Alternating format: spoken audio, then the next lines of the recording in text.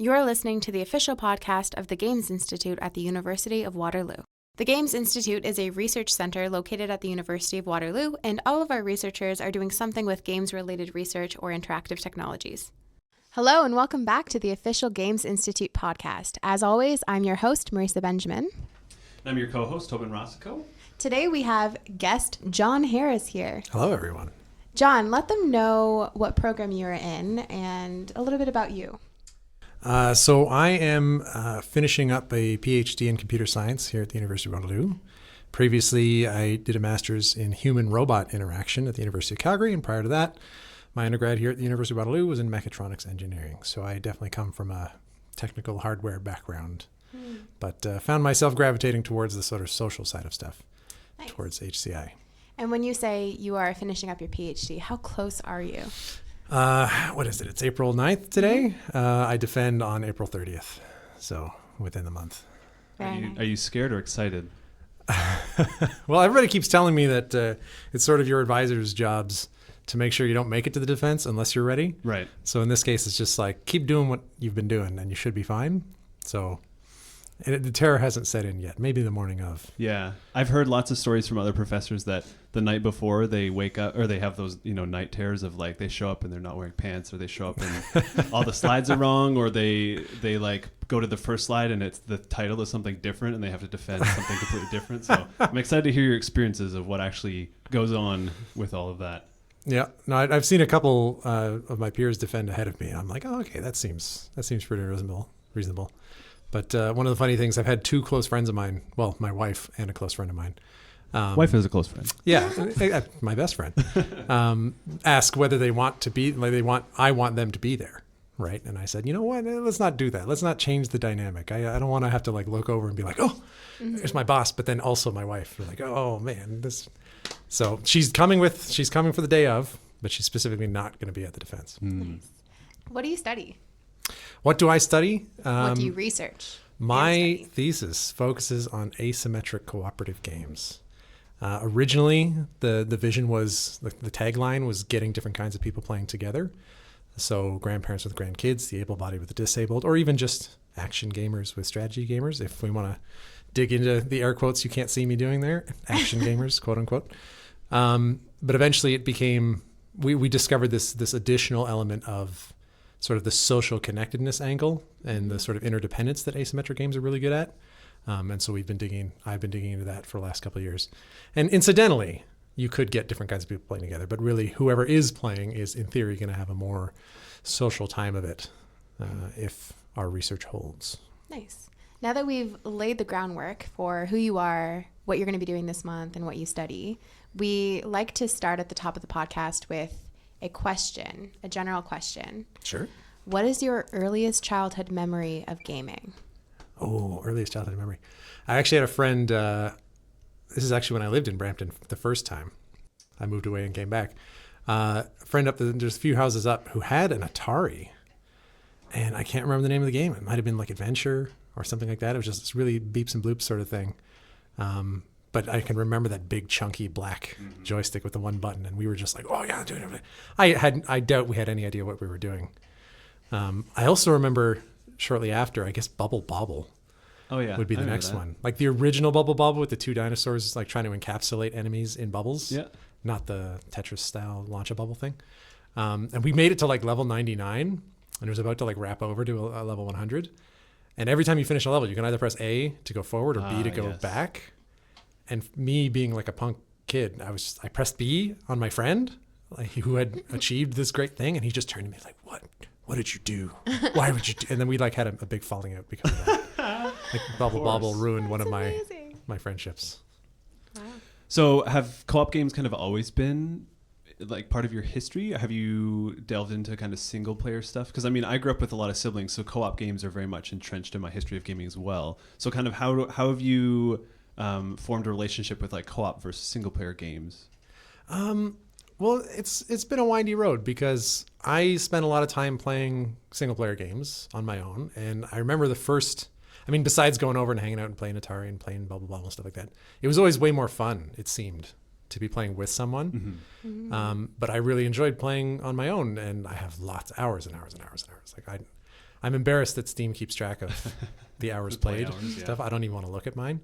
But there was in the recent years, in like the last 10 years or so, particularly during my undergrad, there was a sort of aversion that crept in where like, maybe I was just outgrowing certain things, where I'd see the hours that I'd be spending and I'd look back afterwards and being like, okay, that was kind of nice, but kind of hollow, like unfulfilling. And like I started getting it into my mind. I'm like, I'm going to stop playing games alone. Like I love games, but I'll only allow myself to play them if I'm playing with someone. Right. But that's really hard to pull off, right? Because people have different schedules and different interests and all this, whatever. So I haven't been able to pull that off. Like I haven't stuck to that resolution, but it's become more and more a thing. And as I get even older, now I've got nieces and nephews and stuff like that, where it's like, I've got even less time. Now it's like, I don't even feel bad because I don't get to play alone. Like, I'm like, oh, what are we doing? Well, maybe we're going to watch Netflix. Maybe we're going to go, or we could play a game, but we are going to play that game. Right. I'm not going to do it alone. Right. And then there's an extra wrinkle because my wife, big fan of games, but not in this quite the same way that I am. Like she's a big Zelda fan and such. So like that's her style of game. She wouldn't like Dark Souls, for example, which technically, you know, there's a lot of same mechanical elements. It's just a different feel. She actually enjoys watching me play. So I will play single player games with her and she'll be sitting on the couch beside me and, you know, we'll be talking about, oh, you should go do that. You should go do this and whatever. And that's fun. And so I consider that playing with someone, even though it's still a single player game. Yeah. But then it's extra weird because like I'm also a big fan of stuff like Oxygen Not Included, which is kind of like a simulation ant farm type. We call it the ant farm game, my wife and I. But she looks at it, she's like, man, you've done the same thing over and over and over and over. Like it was cool to watch the first time when you figured it out, but I don't want to watch you like plumb pipes for the next 20 hours, which is what that game's about, more or less. So it's a complex relationship. Yeah. I prefer playing with people, but I definitely feel like there are so many great single player games out there. Yeah. When you play with people, do you prefer playing cooperative or competitive? Absolutely cooperative. Over the course of my research, one of the things that we came across was Nick Yee, as a researcher now at Quantic Foundry, does a bunch of like big gamer type surveys. He's kind of like a business to business solution consultant. One of his big papers was like, over time, competition drops off in terms of appeal for gamers. Yeah. It's just an age thing, right? And so like I see that and then I feel it and I'm like, absolutely, right? I have no interest in like Overwatch or League I used to be a big Dota fan. Used to play that a lot, but now it's just like, I can't stand punks. I don't want to spend the time having somebody yell at me or, you know, judge my play or something like that. And I don't want to get in the way of their fun either. Right. So for me, it's like exclusively co-op. It's either single player or co-op. I will not play competitive. Interesting. Yeah. And what exactly do you think that you get out of cooperative games? Because you mentioned this social aspect. Well, I think it's, and I've sort of noticed this and it's sort of been backed up in my research where there's this sort of ethereal nature to play in general, right? Like we do something really cool, but then the game ends and we go back to our normal lives. With competitive games and really with online games, that etherealness is just sort of compounded in the fact that you don't see these people again. You don't interact with them. Maybe you get involved with a clan or a team, you squad up or something, and then things can be really cool, but that's super rare. So for co-op, the idea that you play with people that you know or will see again makes whatever happened ethereally in the game last longer. Because then you can go back and you can be like, oh yeah, Brad, you remember when we were like 12 years old and we got the red pendant and Link to the Past? We were fighting that wobbly worm guy for ages. I can still go to my buddy, you know, and talk about something that happened 20 years ago. Wow. And he'll be like, oh man, yeah, I remember that afternoon. It was amazing. Yeah, all that sort of stuff. So I think playing with people cooperatively, socially, brings elements of the game. It makes them last. It makes the memories worthwhile, as opposed to just sort of being a time sink that you kind of forget. Yeah. You know? I find this really interesting because in my experiences, it's the competitive games that I find to be relationship building, which seems by all means opposite, right? But I play a lot of competitive games with my family, and then we play euchre, which is semi-cooperative. Yeah, it's half and half. Because you're on teams, but you're still competing against other players. Oh yeah, true. But we think back on games, not 20 years back, because euchre is not that complicated, but.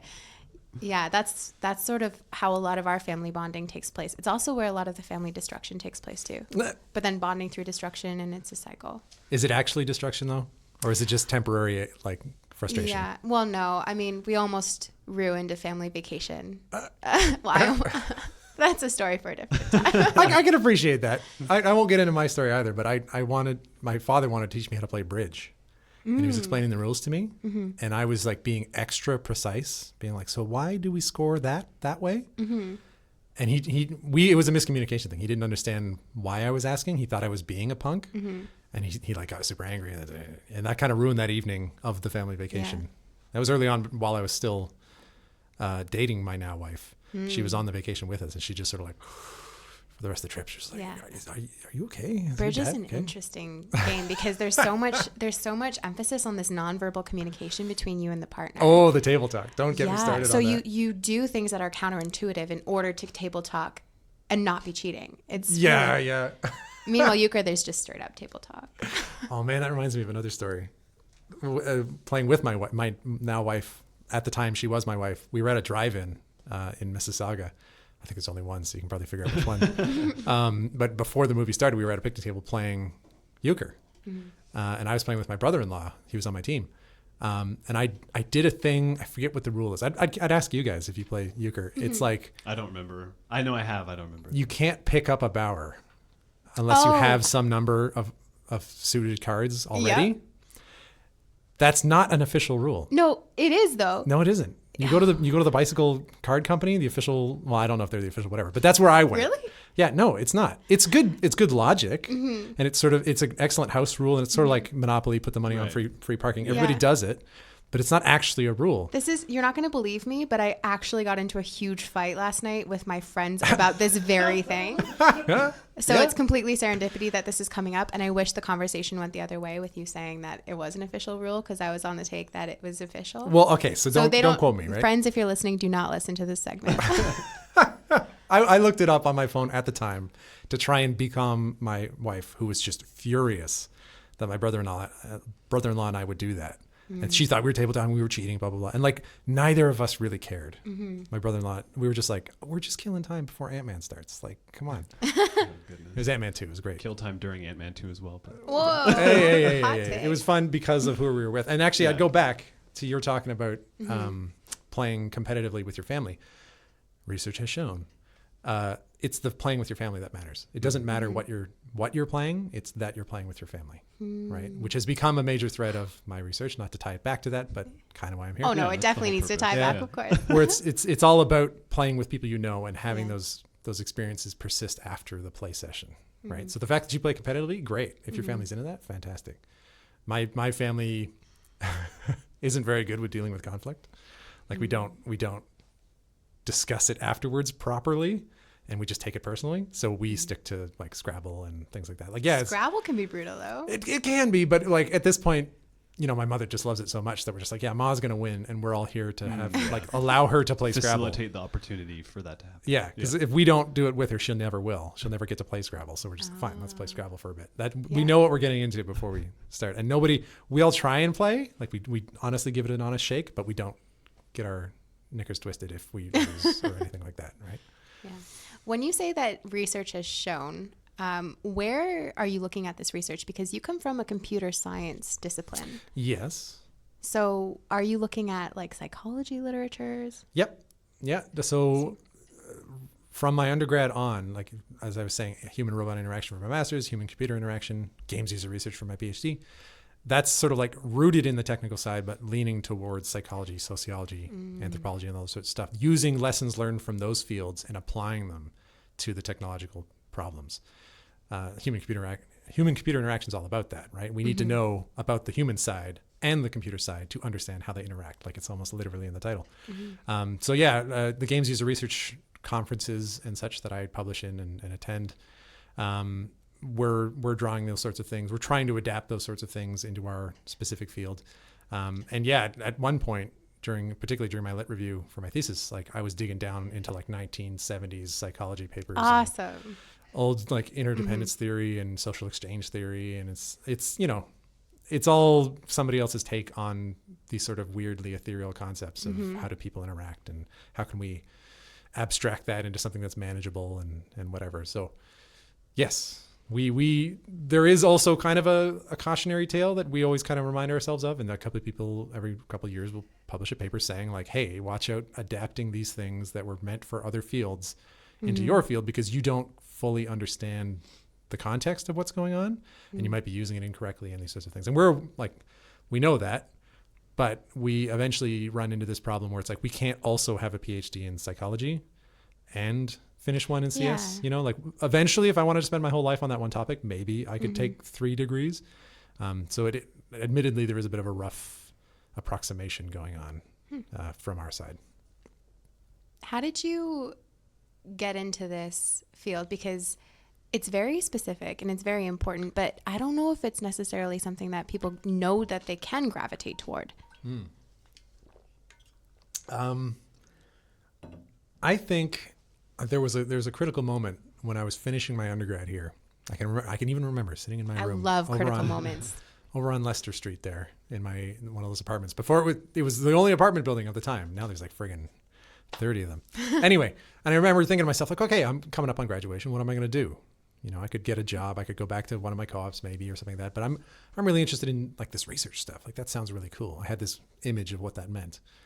And I went searching for interesting looking research, like grad supervisors and stuff like that within Canada, because I knew I wanted to stay within Canada. And I found this great guy, Dr. Ehud Charlin at the University of Calgary, still there, still doing some great stuff, who was doing human-robot interaction. And so I'd just come from mechatronics engineering, which was all about robots, but the undergrad was very much about the engineering side, as you can imagine, like the practical, we're going to assemble cars, right? How do we build a robot that assembles cars? And all the sort of like welding and precision constraints and all those sorts of things. It was pretty dry from just a personal taste perspective.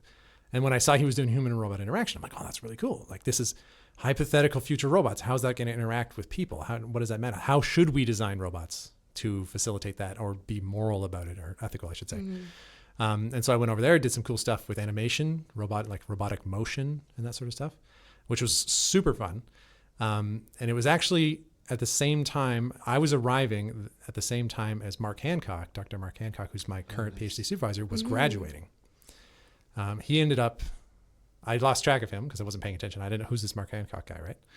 I lost track of him. But long story short, when I was looking to do my PhD, I realized he was back here.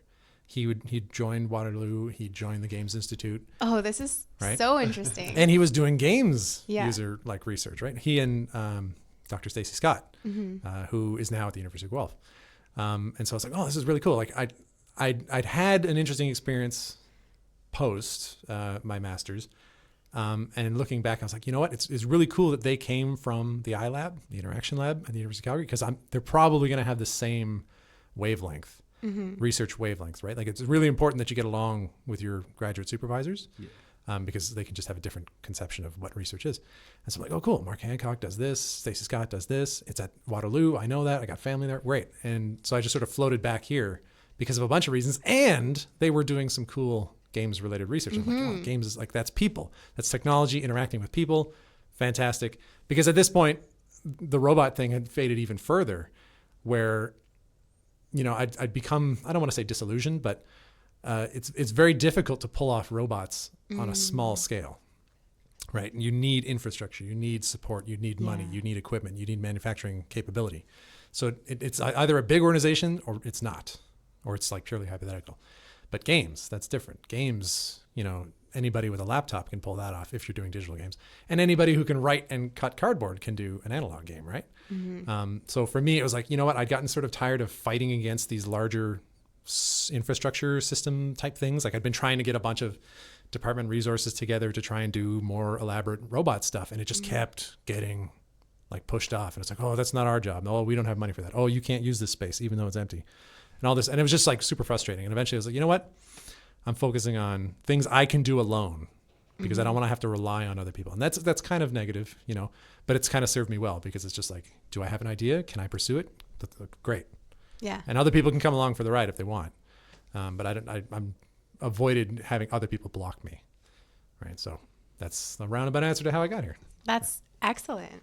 Can you share maybe some of your favorite research studies that you've done while you've been here, or some that have been kind of more noteworthy than others, and how you kind of facilitate setting them up and finding candidates for the research?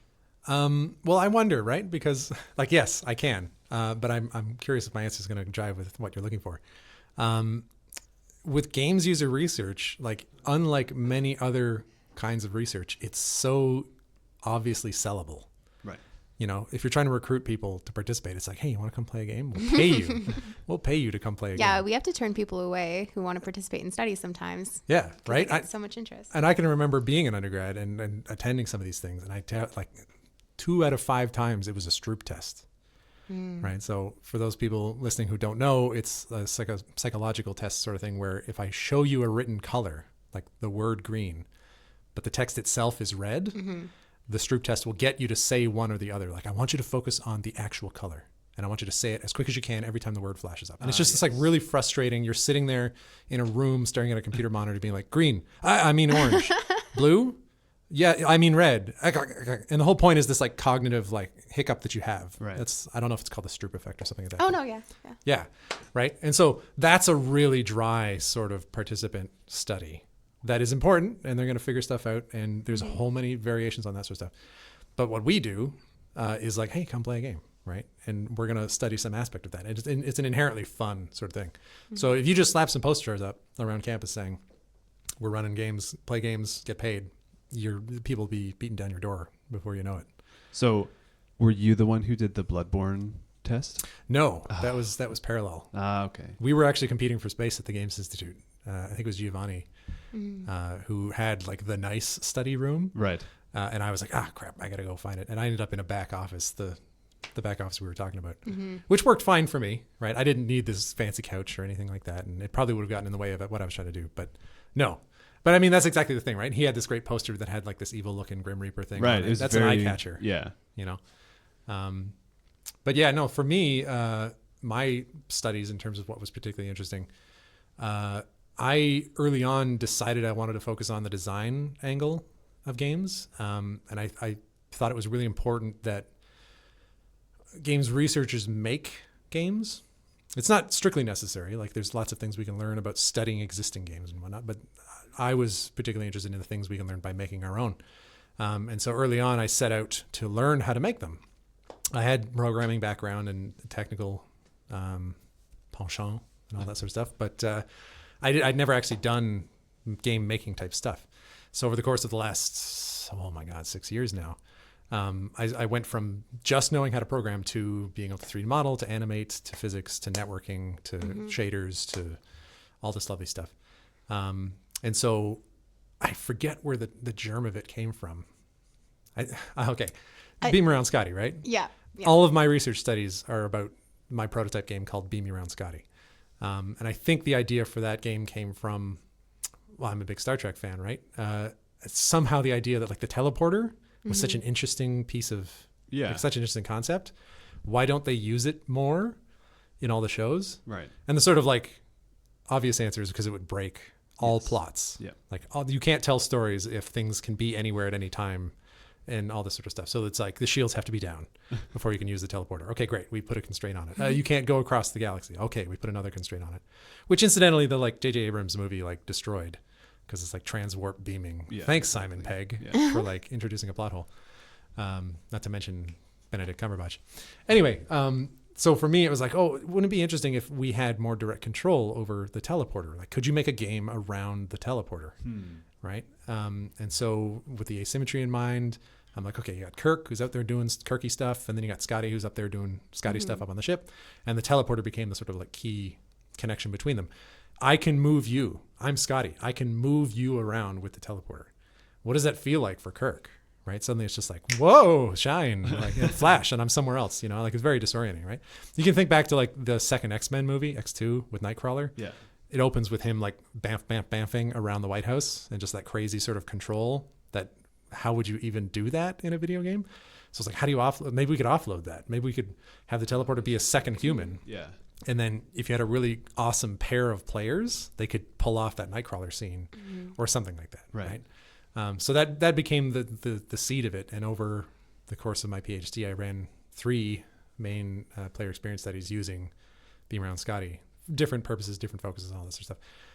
I think maybe the first one was probably the most interesting because it was like the richest in terms of results. It's very qualitative, lots of sort of observational insights and that sort of stuff. It's like, we've created this interesting game. How do people play it? Like, what does it mean when people play it? And lots of cool, just the way people behaved. Some people were goofing around. Some people were being very particular. Some people couldn't handle it. Some people were just like, oh, stop doing that. Like, that's so frustrating. Stop moving me. And whatnot. So it was really cool. And then refining it over the next two. And actually the second study was like kind of sideways. Lots of things to talk about. I don't want to keep ranting here. I'll let you guys ask. Well, I found this really interesting when we were talking about it before, because I was writing an article when you went to KaiPlay about your presentation about Beam Me Around Scotty. And I didn't realize that your research was actually in how you were iterating the design through these games user research tests, because you created Beam Me Around Scotty. You had this first version of it, and then you had people play it, and then you took those results and you adapted it. Yep. And then had them play it again in a new study, and then you did it a third time. So I thought your research was on the game itself, but really it was the games user research component of it, right? Yeah. Well, I mean, that's the challenge, right? And so about midway through my PhD, I was turned on to this concept of research through design, which has a couple papers written about it and all this, whatever. It's Yeah, we love research through design at the Institute. Yeah. And the idea, if you combine with my early on inkling of we should be making our own games to test them, eventually you run into this tension between generalizability and validity, right? Where it's like, I could run a game with Pong. I could run a study with Pong and try and draw conclusions about what it means to play games. But is Pong representative of all games? Not really, right? Like, we're going to get different phenomena when people play World of Warcraft. Just for our younger audiences, Pong is the two paddles that slide up and down. It's an extremely abstract version of tennis. Yeah. Yep. Yeah, absolutely. So no, that wouldn't generalize to, Horizon Zero Dawn. Yeah, exactly. There's lots of cool stuff going on in all the different games, right? And so there's this challenge as scientists to sort of want to dig for the truth and the objective understanding of the world or of people and that sort of stuff versus all the specificity of each individual game, right? And so there are things from Zelda that would generalize to Bloodborne, but there are things that wouldn't, right? And so over the course of my PhD, I got a little bit frustrated seeing the conclusions drawn from certain papers where it's like, because of what we did here, which is very specific, we now know something about something like the very general version of everything. It's interesting how researchers do this. Well, there's lots of pressures. There's lots of reasons why they would, right? And I don't necessarily want to get into that because I'm not an expert. I'm not even a PhD yet, right? Fingers crossed. So there's lots of things I don't know that would cause that to be the trend, right? But I chose for myself in terms of research through design, right? The idea here is that we're going to admit that we're not going to learn something about the general case. We're going to learn something about the very specific case. We're going to dig down deep, do something for about Beam Around Scotty, test it 3 different ways. And then we're going to come back up. We're going to resurface and we're going to be like, okay, given how it played out with Beam Around Scotty, let's dig down deep in a different direction, look at the same 3 things and see what's different, right? Like if we made a game, let's say a game called Goombagrams, which was another prototype of mine, which mashed up Scrabble with Mega Man, right? Nice. So it's still asymmetric, right? It's still an action game with a sort of a strategy thinking game, right? But it's very different visual aesthetic. It's very different timing, pace, and all this, whatever. If I could go and do the same studies I did with Beam Around Scotty with Goombagrams again and come back up, then we can start drawing trends between the conclusions we draw with Beam Around Scotty and the conclusions we draw with Goombagrams and then some other asymmetric game and some other asymmetric game. And we start to form this like constellation of results from which we can draw the broader trends, right? But we first have to dig deep and make one of those points, one of those stars in the constellation by spending a lot of time on Beam Around Scotty. And so there's that tension, and it's really hard when you go to publish and you say, well, we learned X, Y, and Z about Beam Around Scotty in the context of Beam Around Scotty, right? And people will be like, well, sure, but why do I care? Like, I'm not studying Beam Around Scotty. Why is this useful to me? There's that pressure. Exactly. And so you're encouraged to be like, well, it could also apply in a wider sense to all social games or all cooperative games or all symmetric games or asymmetric games or whatever, that sort of stuff. So it's a challenge to get other people interested in what you're doing whilst doing it rigorously and coming back with results that makes sense, right? How does the game jam fit into this story? Ah, yes, the GI Jam, now called the Games Institute Game Jam, I think, because it was confusing before. Games Institute Game Jam. It always made sense to us because it's like GI Jam. Sure, we know what that is. But if you had no idea, you just saw it on the street, you're like, is that a workout? Is that CrossFit? Just some weird farmer's market product that's... Yeah, exactly. So early on, right when I started my PhD, I participated in the Global Game Jam, January 2013. This was like, I had no idea how to make games. I got a buddy and two friends that, had never done this before, and we barely slapped something together. It was barely a game, right? Mm-hmm. But we learned a lot, and it was really cool, and George Brown has a great campus and all that sort of stuff.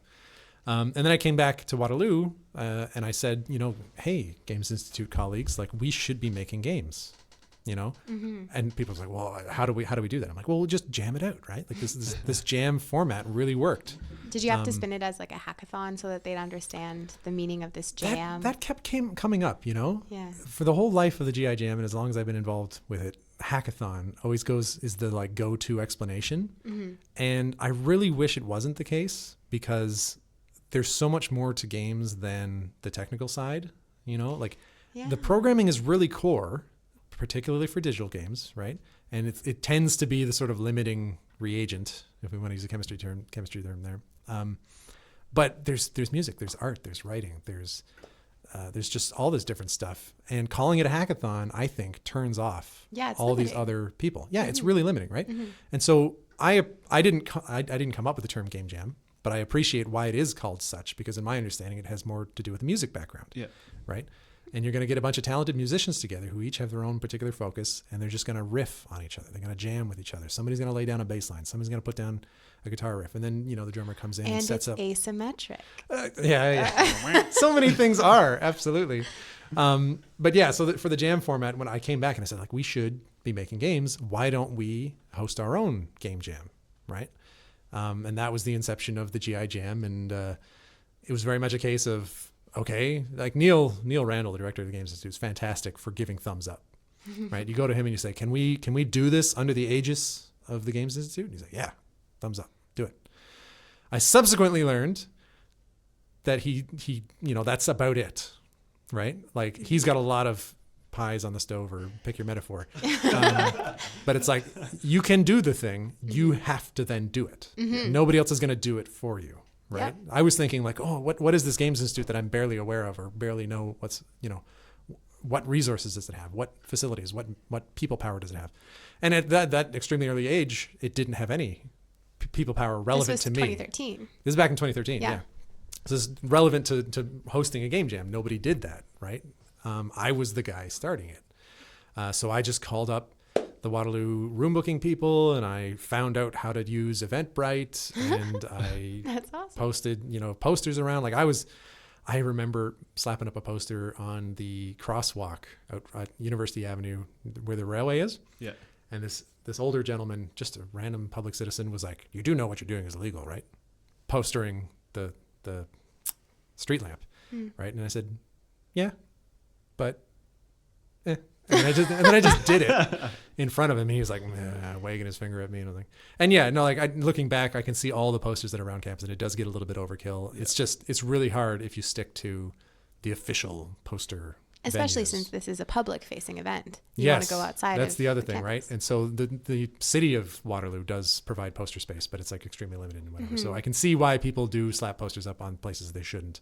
Again, that goes back to like this band idea of like the underground and like we're doing it our way kind of thing. But. Yeah, no, absolutely. And I really enjoyed a lot of the posters. I ended up putting our posters beside. Right. Lots of cool events going on in Kitchener-Waterloo. Lots of better poster artists. Until Tina Chan stepped in. Until Tina Chan. Yeah. Those are rad, right? Those are awesome. Absolutely. But yeah, and so the first one went off, and the first GI Jam went off, and I think we had like 40, 50 people, or something like that. That's like a really it was attendance. For the first turnout. Yeah. That's wild. Well, and and I credit Waterloo being a particularly technical school, and that sort of stuff, and like video games. And it did. I think a couple times it did coincide with like employer information sessions for like Blue Cap Games or UCAN or things like that. So people had just gone to one of those thinking about getting an internship. And then they're like, oh wait, maybe I can practice here Yeah. at this game jam thing. And did you also manage to get sponsors early on, or how did that? No, it was out of pocket. I just, wanted it to happen. So I paid for the posters, and it was only a couple times later that the Games Institute got involved, and there was like a sort of expense fund type thing. Whoa, I didn't know that. Like there is a ticket, right? There is a ticket price to participating in the GIGM, and that was to help offset things for me. Right. And once again, as you're saying, Tobin, like flying under the radar. Technically, I don't think we were supposed to be running, paid events using university resources and whatever. The GIGM has come in line with regulations, and it makes sense and whatever. But when it was first starting out, like if we had started that way, I don't know if it would have survived the sort of paperwork. I wouldn't have had time. Ask for forgiveness afterwards. Yeah, that sort of thing, I right? don't remember what the saying is. Better to ask forgiveness than permission. Something like that. Yeah. Okay. That sounds good. That works for our situation. Yeah. Anyway, and so then it got a little bit bigger and bigger and bigger, and eventually it became this big thing that I couldn't do alone. And early, like within like the second or third iteration of it, I people were helping. The Game Dev Club was fantastic. But eventually it was like, okay, I got to go back and actually do this PhD thing that I signed up to do. So there was this challenge to sort of hand it off, the captaincy of it. And it was pretty rough the first couple times. And I was sort of sitting back, and it was like you create a thing and then you watch somebody else take over it, and you watch them sort of butcher it the first time, and you're like, I know you're trying, but can I make a suggestion? Oh, can I just, but in like fighting that urge to get back in, and leave it for somebody else to make it their own thing. Right. It's since become that, and it's really great. But I think every time I attend one of the GIGM planning meetings, we're just on the cusp of not enough people volunteering. And it always becomes this big burden for whoever the captain is. And I wish we could somehow find a way to become more self-sustaining, but it's been going now for 6 years. So, well, we'll list an email address for anybody listening who wants to get involved and volunteer at the next game jam. Yeah. I want to ask where your kind of affinity for isometric games come from. Like, I feel like that's kind of a niche area. I mean, obviously there's big titles with that listed as a genre, but like, where did this come from in your history, and why is it something that you're interested in researching? I think there was just a series of small instances of it. Like I can think about the Super Nintendo Goof Troop game. If anybody's ever played that one. Oh yeah. Yeah. See, it's there. Like people know about it, right? Even though it's like Goof Troop's not particularly a large franchise. No, not like DuckTales, right? Overshadowed by everybody's other Disney played properties. DuckTales. I haven't played DuckTales. I don't think I have either. I just know the pogo. We should play Goof Troop though. Okay. Well, yeah. Goof Troop's a really solid. Yeah, super fun. Yeah, this is semi-asymmetric. Anyway, you know what? I even think back to my buddy Brad, Link to the Past and the Red Pendant and stuff. That was another game he had that we just really enjoyed, because it's like, I need you. You're Goofy. Yeah, it I'm facilitates Max. co-op way better than any of those other kind of exactly Super Nintendo games, because it's like you are much more dependent on, like, you have the hook shot and I'll do this, and then like the puzzle solving is much more requisite to have two than just one. Yeah, like there were inherent features of the two characters, Max and Goofy. One was big, one was small. So one was fast, but one was strong. Yeah, and that sort of stuff. But there was also this series of equipment that you pick up, like the hook shot, or like the bell, or the plank, or something like that, whatever, that allowed you to do something in the world. Those items could be swapped. So if you didn't want to be the hook shot person, you could trade it off and give it to the other person, right? And that was really cool. But there was also the immutable one, where you're Max. You're the little guy. You're the fast one. You have to do the fast challenge and that sort of stuff. So there was this cool texture to things that were flexible and things that were set in stone. But at the heart of it, as you said, was like this interdependence, which has become the like rallying cry of my whole thesis. There you go. Like that is what makes asymmetric games really cool. That's what my research focuses on. Why did I gravitate towards it? Because the desire to play with other people, not play alone. And yet, as we were pointing out, like playing with people you know is really important. I could go on. I had many classic memories of Team Fortress Classic prior to Team Fortress 2, right? This is not the Quake version, the one that Half-Life was based. Anyway, and like that's super cool, and that's an asymmetric-ish game. You've got the same Team Fortress type roles and whatever, but you're just playing with online strangers, right? And so you keep coming back to this problem of, I want to play with my sister, I want to play with my wife, I want to play with my brother. What do we play? You know, like he's a huge Call of Duty fan. I'm not. So is there a role within Call of Duty that I can participate in? That's not just the contributing spectator, right? Which is really cool. That's what my wife does, as I was talking about before. And I'll do it with her when she's playing Slay the Spire, for example, right?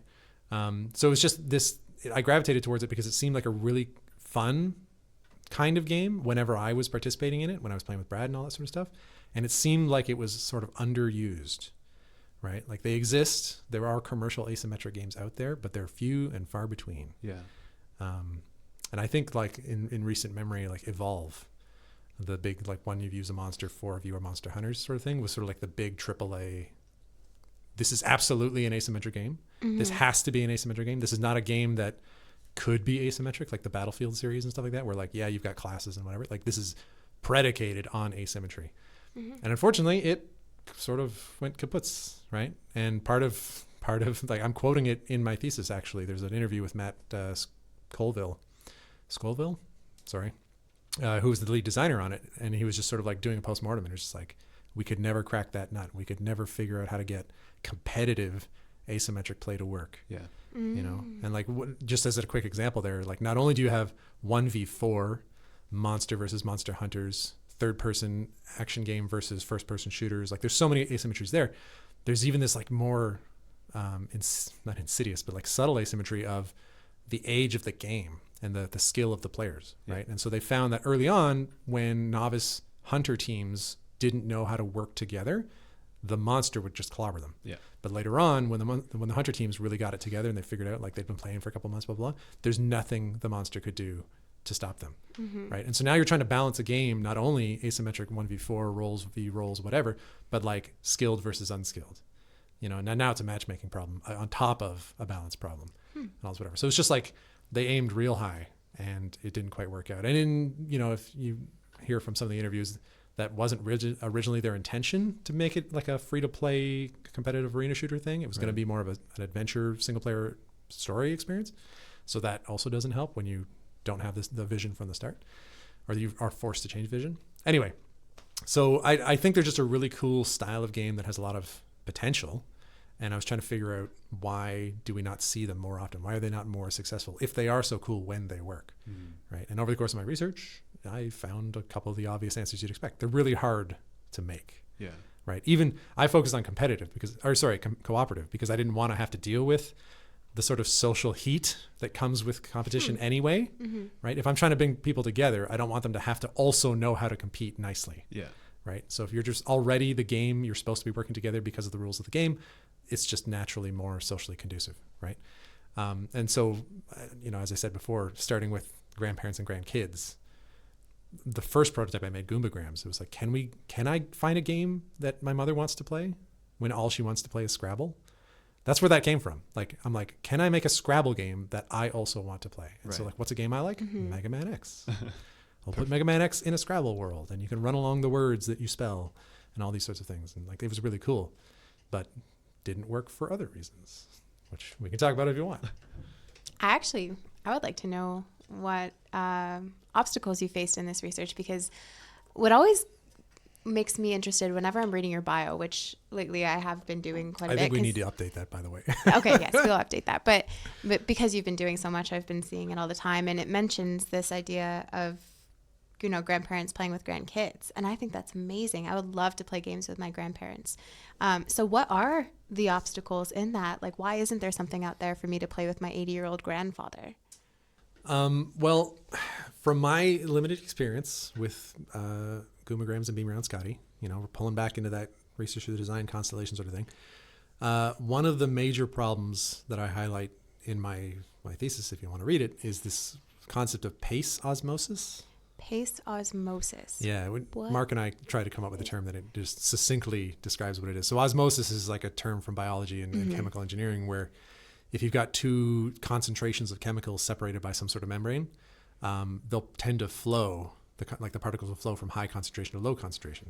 It diffuses, right? Reverse osmosis filter systems, which you might have heard of from like water purification and taps and stuff like that, sort of uses this thing in reverse and pressurizes the low one and cleans water and whatever. Anyway, the idea that something of one concentration osmoses it in the other, right? Pace in this case is the problem with asymmetric games.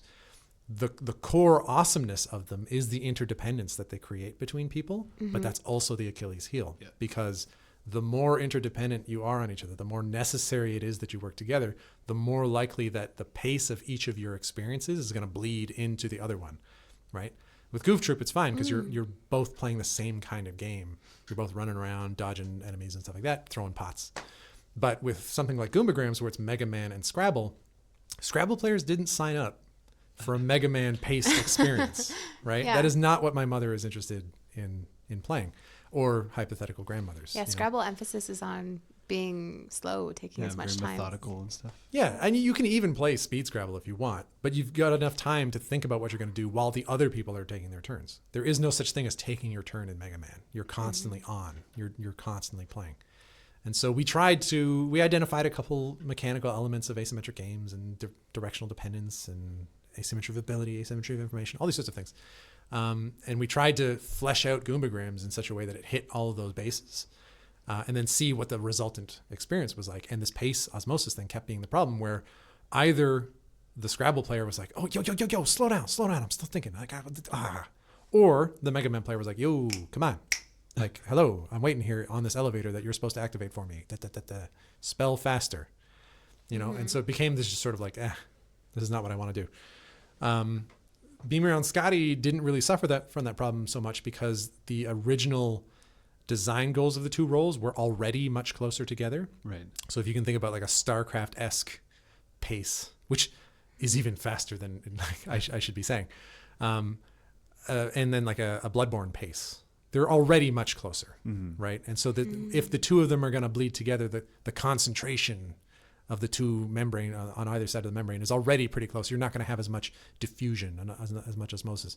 And so it was less of a problem. We still encountered Scotty players feeling overwhelmed, right? Like they're sitting there, I want to deploy my heal beam. I want to teleport Kirk around. I want to react to the situation and protect my friend. But the interface, like what button do I press? And then the Kirk player is just sort of left there being swarmed by enemies, and whatever. And so particularly for pairs of Beam Around Scotty players that had an imbalance in skill, this was a problem. If they were both particularly skilled and particularly well suited, like you've got a StarCraft player, you've got a Bloodborne player, they're just like, yeah, and they're just like firing on all cylinders, and it's amazing. And you get close to that Nightcrawler, bamf, bamf, bamf. Like, it looks really cool when they can pull it off. So I think the problem with getting grandparents playing with grandkids is going to be the pace of whatever the experience is. That specifically, grandparents and grandkids, is going to be really interesting because we also get sort of cognitive questions involved where depending on how young the kids are, they just don't even know how to play anything, right? You don't want to give them anything too complicated. And depending on where the grandparents are at, they might not have the energy or the focus per se. Yeah, to want to cognitive put up with decline something. even. Absolutely, right? Yeah. But, drawing from some of the conceptual framework stuff that my thesis lays out, like you could potentially design a game where there's an asymmetry of investment, right? Where maybe there's a young-ish person, somebody around 30 or something, a gamer, quote unquote, who's playing a game and there's kind of focus on it and they're involved and it's kind of like a standard game. And then every once in a while, the grandparent contributes, right? Like they do have a meaningful role. They have to do a thing, but it only comes around every once in a while. And they can think about it along the way. And you could imagine, off the top of my head, let's think about like XCOM, and like there's the tactical map, and then there's also the strategic map. Right. If whilst I'm doing this multi-hour or like 45-minute tactical battle, my grandfather is trying to figure out, well, where are we going to send the team next? Where are we going to send the Sky Ranger next? And they can think about it. And they've got 40 minutes to pick one thing. Right. Great. The question there, since we're not super dependent, since we're fighting or we're alleviating this pace osmosis question, like, do we feel interdependent? Do we feel like we're playing the same game? Do we feel tied together? Do we get that social benefit of playing asymmetrically? I'm not sure. Hypothetically, maybe, but that's something we need to study, right? And so this is like a different bullet point or constellation point in that n-dimensional space of asymmetric design. Beam Around Scotty is very much like both of them are action oriented. What if one of them was like super slow and one of them was super fast, right? Like we haven't studied that yet. But if we did, or if somebody who's listening wants to do that for their master's or PhD, right? We can start to build up this better understanding of asymmetric design as a whole. Right. So today, I was reading that your next thing seems to be the Playful Pixel. Ah, yes, the Playful Pixel. And well, I mean, I definitely want to get you to talk a little bit about that, but how are you integrating all of these lessons that you've learned from the course of your PhD into the Playful Pixel? What is it going to look like? So just as a bit of background, the Playful Pixel is this long-running entrepreneurial idea that I've had. After my PhD, early on in my PhD, I decided that afterwards I didn't want to continue in academia. It's just not really my thing. It's really cool for lots of people, just not for me. Because I wanted to make stuff, right? Like I wanted to make stuff and I wanted to make it fast. And again, university is really fantastic, really but academia is a little bit of a slower pace. They can pull off some really cool things because of it. But so the Playful Pixel, what I wanted to do was make these big social play experiences, right? With an emphasis on face-to-face. Roughly in about 2014, I saw, if anybody's heard the term mega game, by the way, this is immediately will peg in people's ears. How about you guys? You ever heard of mega games before? I heard it because I read your thing You heard this of it because of morning. me. Yeah. So roughly around 2014, a board game review blog group, vlog? I don't know, called Shut Up and Sit Down. Yeah. Right? Attended a mega game in the UK where Jim Wallman has been running a couple of them. Jim Wallman and a couple of people have been running them for a number of decades even. And it's rooted in that sort of wargaming miniatures, moving pieces around, taking a whole 8 hours to play, Axis and Allies type sort of thing. But there's also like a D&D element to it where you're sort of role playing and you are a character and you're supposed to act a certain way or, write a collaborative story together. But what was cool about the mega game was it plays out over the course of about 8 hours and there's like 60 people playing, right? And so But you say up to 300 as well, right? Well, yeah. So here's the thing. Like that first 2014 video was Jim Wallman running a 60-person game titled "Watch the Skies," which is basically Model UN meets XCOM. Aliens are invading, but the governments of the world have to figure out what they're going to do. And you and your friends, like a group of 5 or 6 of you, is a government of a nation. Right. Right. Each of you has a different role. You're the prime minister, you're the military lead, I'm the science lead, and we've got a spy master and all that sort of stuff. And you each have your own mechanics that you can engage the game with, right? So it's asymmetric in that sense. I want to play this right now. It is super cool. I'll tell you all about what's coming up in the Kitchener-Waterloo, Toronto GTA area. But anyway, so like I saw this video and the Shut Up and Sit Down guys did a great job making it entertaining. Like they did a really good job editing the video and being characters themselves and mugging for the camera and all that sort of stuff. It's become like the lightning rod of popularizing mega games, that video. Shortly thereafter, they participated in another one run by the same group, Jim Allman and whatever. It was Watch the Skies, but scaled up to 300 people. Ooh, nice. Right? And so the logistics of that are just mind-boggling. Like how do you, if you've got one dungeon master trying to keep 4 or 5 people together on a D&D night. It's hard enough. How do you, it's hard enough, right? Like people are trying to do like interesting creative stuff, but it always like goes haywire and then you got to like reel it back in and just like, okay, you fail that dice roll. Yeah, exactly. Yeah. You fail that dice roll because I say so. Yeah. Stuff like that. Get back on track, people. So it, like that immediately, like I was halfway through my PhD, or early on in my PhD at the time. And I was just like, that is amazing.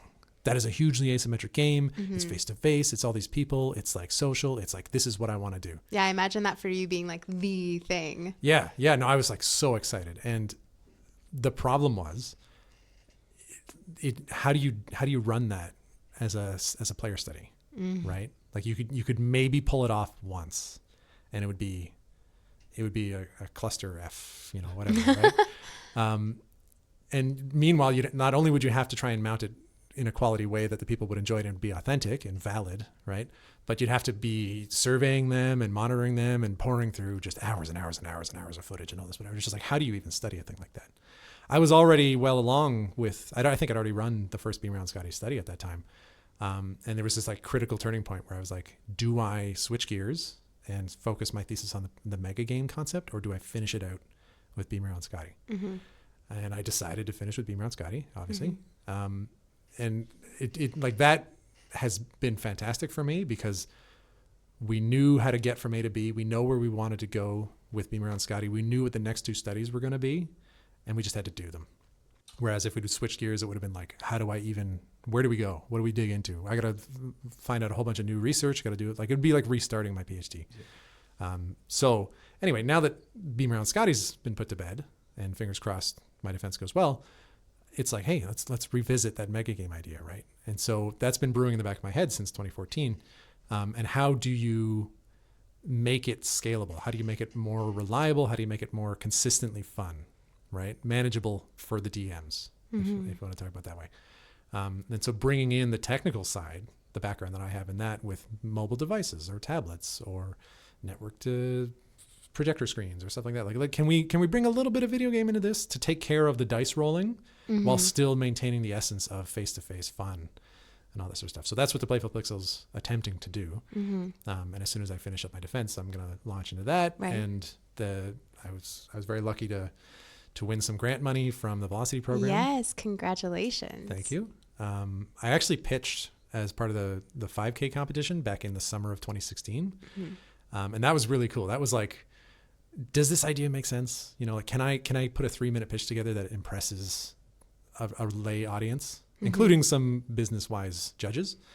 And I won some money there. And I was like, great. Okay. That validates, right? Well, so hang on just one second, because if you're listening and you're a young academic and you have an idea like that and you don't know whether or not you should pitch, you should pitch. You should absolutely pitch. Yeah. It only costs you time, right? And what you gain is, some money, but also some validation, right? In that other people think your idea is worth something. Super valuable. And just not to be an advertisement here, but I'm a big fan of the Velocity program here at the University of Waterloo. There's a whole garage, the Velocity Garage, downtown Kitchener at the Communitech, the Tannery building. There's lots of mentors. There's lots of workshops. There's the whole program is designed to try and help people create their own startups, right? And what's really interesting, to continue advertising, I authentically believe this. When I had a chance to come back to the University of Waterloo, I think it's called Policy 73, which is their intellectual property policy, is kind of unique as far as I'm aware. At the University of Waterloo, anything you make or create or invent or whatever is yours. You get the first chance, the first crack at it, right? You can patent it if you want. You can commercialize it if you want. This is unlike other universities. Yeah, this is a really important where point. There is an actual intellectual property department or office or something. They get first crack. They get to patent it first. They get to see whether they can license it to someone or whatever. And that is fine, because most graduate students are supported by TA positions and university funding and whatever. And so there's this question of, could you have pulled it off without the university anyway, whatever. But Waterloo's kind of unique in that even though you can get funding for TA-ships and RA-ships and all that sort of stuff, you still do own your own stuff. And this startup culture that's developed around Waterloo and Velocity in particular is really unique, because a lot of it is strangely benevolent, strangely philanthropic, right? Like, I won the 5K money, and now more recently pitched and participated in and was awarded another 5K grant as part of the Graduate Student Startup Fund, which was entirely kicked off by a large lump sum donation from the founder of Maluba, which was purchased by Microsoft as an AI company. And he now is off doing some great social work, I believe, in India. Don't quote me on that. There's plenty of Velocity articles that can tell you the specifics. But it's sort of like, there's all these workshops, there's all these meetings, there's all these tutorials, there's all these sorts of things. And it doesn't cost the students anything. Like, even if you do win, typically it's like, we're going to trust you to be good about this. We're going to help you take an honest shot to commercialize your stuff. And it's kind of no strings attached. In the sense that they could have locked it down. They could have said, like, you'll owe us the money if you don't pay it back, and all this, whatever, that sort of stuff. And so that works for me. I think it would have worked for everybody, but it particularly works for me because I've always wanted to be part of that sort of community. And eventually I'd love to pay back, right? So over the years when I've been doing the GI Jam, people come in and I'm like, yeah, I'll teach that Unity 101 tutorial again, because that's a direct way for me to help people, right? Like, I want to get this cool knowledge out there, right? And the Game Dev Club, the undergraduate Game Dev Club, has been really fantastic. And just spending time and building that sort of sense of community, right? Dare I say a particularly Canadian sense of community or something like that. Very much so. And I'm down with that. But it requires that people pay back, right? Like, you can't just take, So I'm looking forward to employing people if I can, right? Like, I want the Playful Pixel to be successful, but I'd love to have like a local working community, and not to mention the games themselves are all about bringing people together, right? Like that's the core of it. So I'm looking forward to seeing how, if the Playful Pixel is successful, there will be imitators. I'm looking forward to seeing whether or not they maintain that sort of benevolent feeling, or whether it becomes sort of corporatized and we end up with the Cineplex Palladium version of whatever it is, and there's a quarter muncher and all that sort of stuff, you know, and that makes sense for certain other things, but it's not what I'm interested in. Yeah. Anyway, that's a bit of a tangent. I'm really rooting for this, A, because I'm rooting for you, but B, because I would love to play this. It sounds so fun.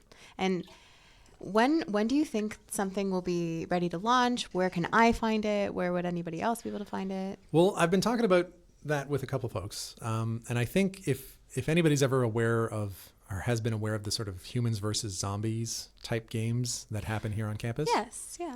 So these tend to happen, I don't know if they happen every term, but it's sort of like a long running meta game where you sign up at the beginning of a term, you are a human, and there's like one zombie.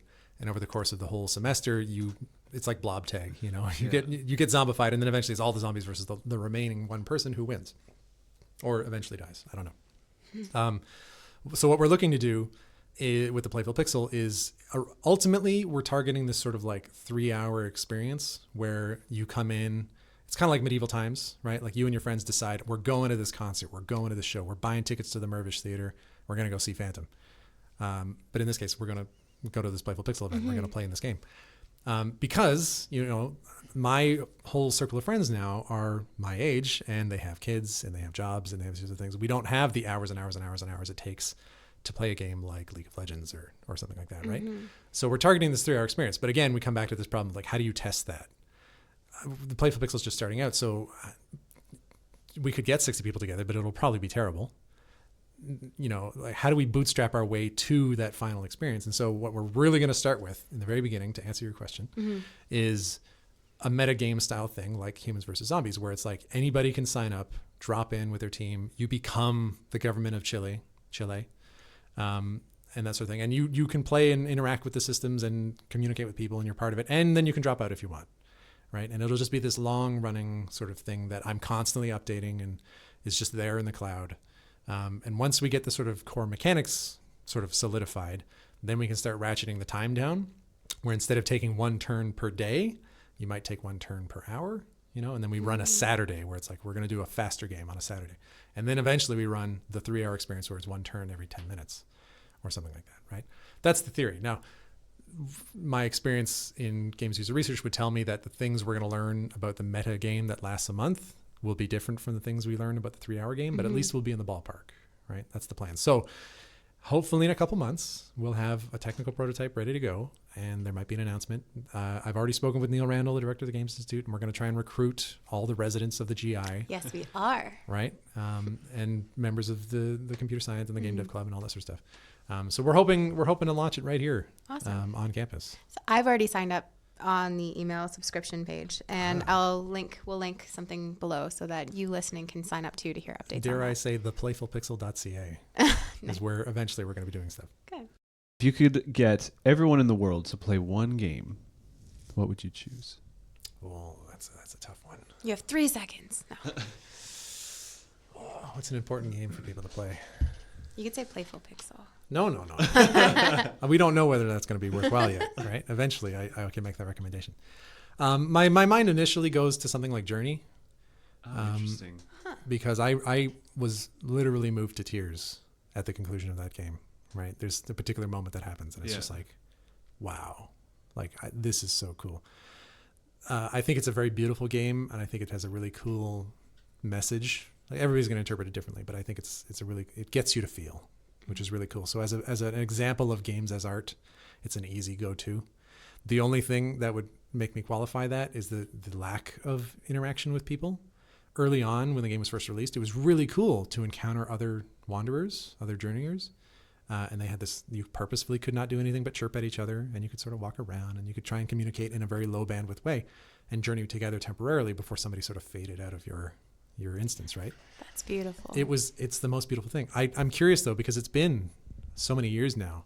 What would the online server community be like? Would you ever encounter anybody? I played it for the first time in 2016, and I had like at least 10 people, because right after it's like you journeyed with, and then it'll give you the list of all the Nice. people you encountered. It was pretty full, probably around a dozen. So that was, when did it even come out? It was, before 2016. I think. yeah, It's so been around a long time now. and that was on PS3 of all things as well, right? And they've Yeah. updated it more so and stuff. So I imagine people still experience it. Like my wife, she's played it at least 10 times as well, just to relive that emotion and to adventure more in that world. So you get Yeah. people who are still experiencing it. I feel like maybe I missed out because I only ever encountered one other person, Oh, that's a which was bummer. really cool. Yeah. But it was just like, oh, I could see what this is meant to be. Yeah. Maybe Yeah. a to-do item for after you defend and before you start this next project.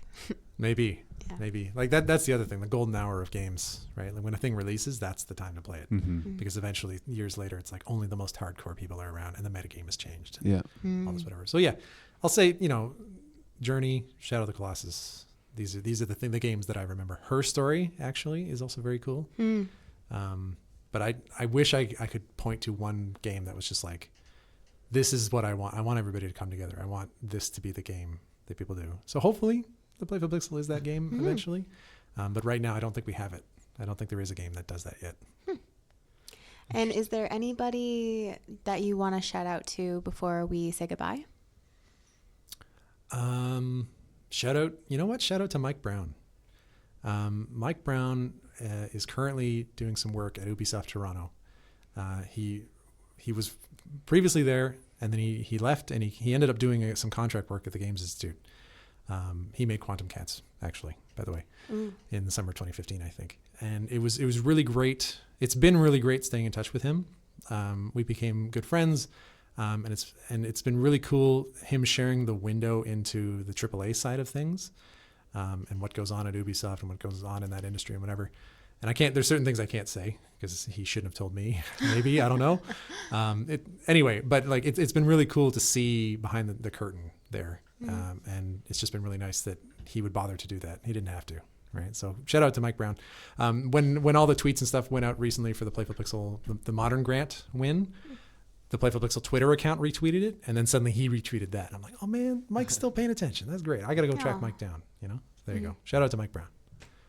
Looking forward to what you're working on, man. All right. Well, thank you for joining us today. Oh, it's been my pleasure. This is so much fun. Oh, great. Thanks for having me. Thank you.